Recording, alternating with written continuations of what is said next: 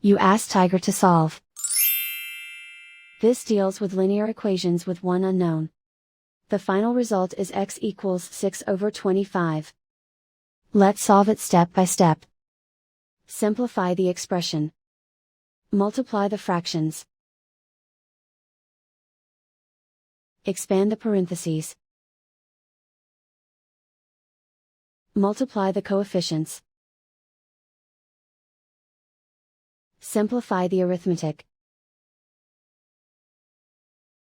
Break up the fraction. Find the greatest common factor of the numerator and denominator. Factor out and cancel the greatest common factor. Swap sides.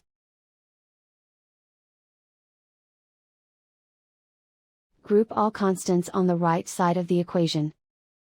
Subtract 10 from both sides. Simplify the arithmetic.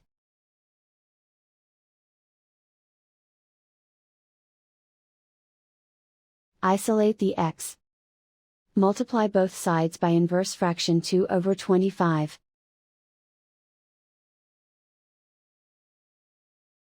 Group like terms. Multiply the coefficients. Simplify the fraction. Multiply the fractions. Simplify the arithmetic. And so the final result is x equals 6/25.